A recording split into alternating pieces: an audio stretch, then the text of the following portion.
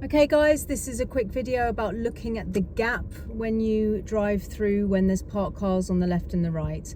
So as I go down this road, there's parked cars on the left and the right all the way down the road, and I can constantly need to think about the danger. I need to think about whether I can fit through the gap. I need to look at the gap. I need to think about whether the cars themselves are going to be pulling off. I need to think about whether the doors are going to open of the parked cars. And it's very important that I look at the gap.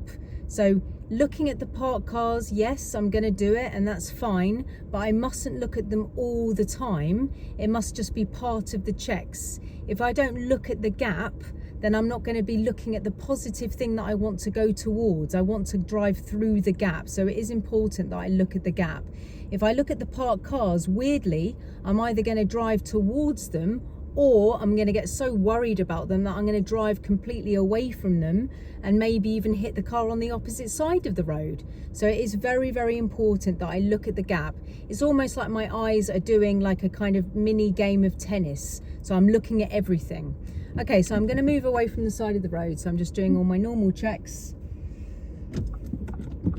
Okay, so the first thing that I've done is I've looked at the vehicles on the right, but now I'm looking at the gap. Now the parked car on the left, but now I'm looking at the gap on the right. So I'm diagonally looking at the gap. I'm looking at the gap now. I'm diagonally looking at the gap on the left. I'm looking at the parked cars. I've seen that as a learner. I'm looking at the gap. Looking at the gap, looking in my right mirror.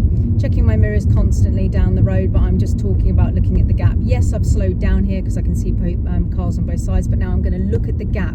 Diagonally look through the gap. That's the positive thing that I need to go through. Looking at the gap here, checking my right mirror, looking at the gap. It's very important. Yes, I'm seeing the parked cars, but they're not the thing that I focus on as I drive through the gap. It is vitally important that I look at the thing that I want to drive towards rather than the things that I'm not trying to hit. I know that sounds like a crazy thing to say, but it's vitally important that if I am going to look at the things that I don't want to hit, that they're not the things that I look at constantly.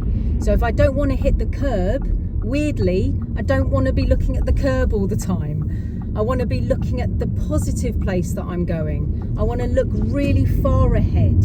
If you don't want to go into the parked car that's opposite the turn, don't look at the car. Look down the road.